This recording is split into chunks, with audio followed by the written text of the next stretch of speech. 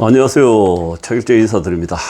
다들 이렇게 아무리 더워도 좀 즐기는 마음으로, 서희를 즐기는 마음으로 이렇게 슬기롭게 잘 보내신다면, 좀 긍정적인 사고를 가지고 있으면 아무래도, 아무리 더워도 잘 무난히 이겨내려고 봅니다.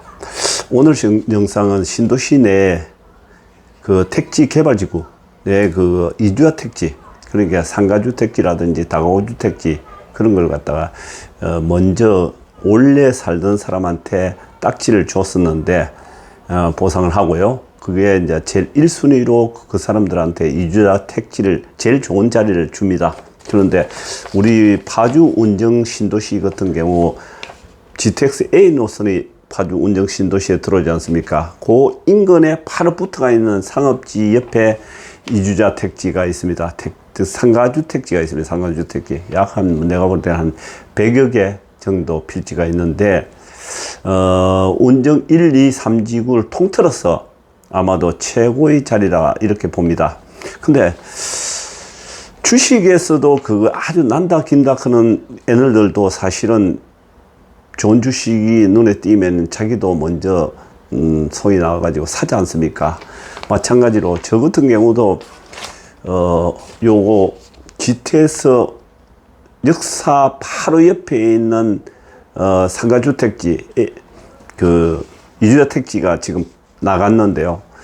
계약을 다 했습니다. 근데 8월 3일부로 한번 길가에 명의 변경이 지금 있습니다. 코앞에 닥쳐와 있습니다. 그래서 그 물량이 지금 나오는데, 그걸 좋은 걸 사기 위해서 제가 약 한 2달, 석 달 전부터 컨택을 계속 해왔습니다. 사실 제가 한 필지를 살라고요. 근데 그게 평균적으로 한 90평 정도 되는데, 분양 평수가 보면은 적게는 한 75평에서 약 한 100평 그 사이 나오는데, 건물을 지어보면은, 상가주택을 지어보면은 약 한 90평에서 95평 그 사이가 아주 효율성이 잘 나오기 때문에요. 설계를 해보면요. 그래서 한 90평 이상 되는 땅을 또 찾기도 하고, 또 길목, 차후에 공실이 없어야 되니까 1층에 2층, 3층, 4층은 방이 잘 나가기 때문에 무난히 나간다고, 좀 자리가 안 좋아도, 입지가 안 좋아도 괜찮다고 보고. 근데 요즘은 이제 상가, 1층에 상가인데, 상가 약 한 50평 정도 짓지 않습니까? 건폐율 60%니까. 50평 정도 짓는데 월세 약 적게는 한 270만원에서 많게는 한 500만원 정도까지 나오는데, 입지에 따라서 카페 자리라든지 이런 것. 그래서 그 카페 자리 내지 편의점이 먼저 들어올 수 있는 그런 필지를 잡아야 된다는 얘기죠. 그래서 그걸 찾기 위해서 상당히 다들 선수들은 해란이 되어 있습니다. 물 밑에서 작업을 하죠. 제가 한 3개월 정도 지금 작업을 꾸준히 해왔습니다. 사실 크게 내 마음에 쏙 드는 건 없습니다. 없는데, 가설적으로 보면은 정말, 이거 빨리 잡아야 되겠다, 이런 생각이 들 정도로 물건을 나오기도 합니다. 근데 지금 현재 90평짜리가 분양 가격은 주정 보면 5억 미만입니다. 이주자들한테는 조성원가 플러스 얼마에 딱 주기 때문에 가격이 좀 싸고, 일반 분양이 이제 그 외에 일부는 금년 9월 달에 지금 분양할 예정으로 지금 LH공사에서 홍보가 떴습니다. 떴기 때문에,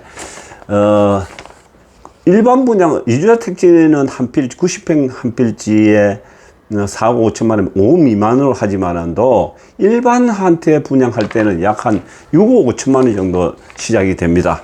아마도 그렇게 내정이 되어 있는 걸로 알고 있습니다. 그럼 평당으로 따져보면은 한 500만 원 선 안쪽에 끊치는데, 유자들한테는요. 개인한테는 일반 분양을 할 때는 한 650만 원 정도 나온다, 이래 보는데. 근데 이제 상가주택지는 말입니다. 전부 다 경쟁 입찰을 붙여놨습니다. 이제는 심지 복귀가 아닙니다. 경쟁 입찰을 붙이기 때문에 650만 원 시작이 됐다 할지라도 결과적으로 물건이 좋은 거는 서로 많이 쓰는 사람이 일단 가져가는 거니까요. 그런 경쟁이 치열해져 가지고 아파트 수백 대 1 나오듯이 이것도 역시 마찬가지입니다. 그렇게 수십 대 1 내지 100대 1이 나오겠죠. 그러면 제일 많이 쓰이는 놈이 장대기 아니겠습니까? 그 마찬가지로 가격이 650만 원이 아니라, 거에서 한 80% 정도 더 쓰인다. 이렇게 얘기도 하는데 100%까지도 나옵니다. 사실은 그게 한 600만 원, 650만 원 나오도요. 1000만 원이 훨씬 넘어가 버립니다. 그러면 1000만 원이 넘어간다. 평당요. 1000만 원, 저는 1000만 원 넘게 봅니다. 왜냐면은 다산 신도시라든지 화성이라든지 그 동탄요. 그리고 얼마 전에 판교에서 필지 또 한 100개 놓은 거 있습니다. 판교 신도시에요. 놓은데 보니까 그거는 전용 주거지인데도 불구하고 엄청나게 비싸고, 또 그렇고 상가주택지는 말할 것도 없이 어마어마하게 비싸더라고요. 평당 한 2천만 원 넘어가더라고요. 사업지 가격을 때려 굉장히 붙이나니 나오더라고요. 그래서 판교는 물론 비싸게 나오죠. 파주 원정은 그나마도 물량도 많고 좀 외졌다 이래가지고 가격이 좀 저렴한 편입니다. 그러면 경쟁 입찰에서 한 1000만 원 나올 걸 본다고 보면요.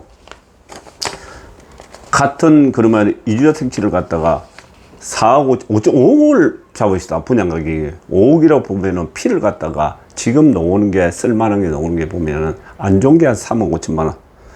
좋은 건 한 6억까지 나옵니다. 제가 4억짜리를 컨택을 하고 있는데 4억을 잡으면은 결과적으로 분양 가격이 5억, 피 4억. 그러면은 약 한 9억이죠. 이리저리 따져보면은 약 한 10억 가까이 들어갑니다. 한 필지에. 그러면 결과적으로 1000만 원이 약간 넘어갑니다. 그러니까 1000만 원을 주고 9월 달에 경쟁 입찰을 해가지고 좋은 걸 가져오느냐, 아니면 이주자 택지를 갖다가 가져오느냐, 사느냐, 이거 지금 놓고 있는데, 실질적으로 1000만 원, 같은 1000만 원이라면은 그 이주자 택지, 그러게 GTX 바로 붙어 있는 땅을 사는 것이 나한테는 유리하다 말입니다. 왜? 9월 달에 할 때 경쟁이 더 심해지면은 1000만 원이 훨씬 더 올라갈 수도 있고, 내려오는 거는 잘 없습니다. 그러니까 올라간다고 보면은, 그렇다면 GTX 바로 옆에 있는 이주자 택지를 잡는 것이 현명하다. 저는 이렇게 생각이 듭니다. 그리고 또 이주자 택지 GTX 주변 걸 잡으려고 하는 이유가 90평. 아마도 모르긴 해도요, 그거 한 필지만 있으면은 아마 노후 보장이 되지 않을까. 아마 보통 사람들은. 저는 일단은 투자로 생각하고 있는데 노후 보장이 됩니다. 그거 하나만 있으면. 예를 들어 간단하게 한번 생각해 봅시다. 땅만 확보하면은 10억짜리인데요. 땅만 확보하게 되면은 뒷돈이 사실 필요 없습니다. 건물 짓는 거나 전다 은행융자, 땅은 은행융자를 약 한 최대한 80%, 60%는 기본적으로 냅니다. 그러면 건물 짓는데 또 60% 나옵니다. 그래서 1층에 다 지은 건물 4층짜리 지면은 세가 잘 빠지는데, 1층에 보면은 보증금 얼마 받고 월세 그 정도 되면 한 4억, 400만 원 정도 이상은 나온다고 봐야죠. 그렇게 되면 그 입지를 잘 잡아야 되는데, 2층에는 3룸, 요즘은 이제 용적률을 키워놨기 때문에 덩치가 좀 큽니다. 종전 일산하고 운정의 다가구주택 그보다는 용적률이 좀 더 높이 줘놨기 때문에요. 그 경쟁 입찰을 붙이면서. 그렇기 때문에 3룸 두 칸이 나옵니다. 그러면 적게도 최하가 한 층에 한 5억 정도 나옵니다. 그러면 두 개 층만 해도 10억 나오지 않습니까? 4층에 이제 주인 세대가 한 50평 이상을 산다 할지라도 자기 돈 다 짓고 나면은 한 5, 6억 정도 투자하고도 월세 적게도 제가 볼 때는 얘기대로 보면 한 4, 500 정도 나옵니다. 그렇기 때문에 건물 가지고 있고, 아파트 한 채 솔직히 32평짜리 돈이 얼마입니까? 10억대 가지 않습니까? 그러니까 이런 거는 값어치가 그만큼 지니고 있죠. 자, 그걸 떠나서 이주의 택지를 갖다가 밀당을 지금 하고 있는데요. 이주자 택지 지금 이제 추천을 다 해가지고 순서가 다 나눠져가지고 가져갔는데, 이 딱지가 벌써 3년 전, 2년 전에 벌써 전다 싸게는 2천만 원, 3천만 원, 4천만 원, 5천만 원에 전다 팔아먹습니다. 한 15% 정도 남겨놓고 한 85%는 이미 손을 타가지고 전다 제3자들한테 돌고 돌아 3천만 원 산 놈이 한 7천만 원 받고 팔고 7천만 원 산 놈이 또 1억 5천만 원 받고 팔고 서류만 그때 초창기에 받아가 있는 원매자한테 서류만 딱 받아가 있는 그것만 넘겨주고 계속적으로 돌아가가지고 지금 이제 기본적으로 4억, 5억 갔다는 이야기입니다. 피가. 그러면은 원매자가 볼 때는 전에 3천만 원, 4천만 원 팔았는데 지금 4억이랑 5억 이렇게 하면 그 바보 아닌다면 어느 정도 8월 달에 함흥 그 맹이 변경을 넘겨줘야 되지 않습니까? 맹이 변경 할 무렵에 이미 뽀록이 납니다. 그러면 원매자가 지금 들고 일어나죠. 야, 나 그때 4천만 원 팔았는데 지금 4억이다. 그러면 10배 당겼으니까 1억이라도 다오. 이렇게 충돌이 일어납니다.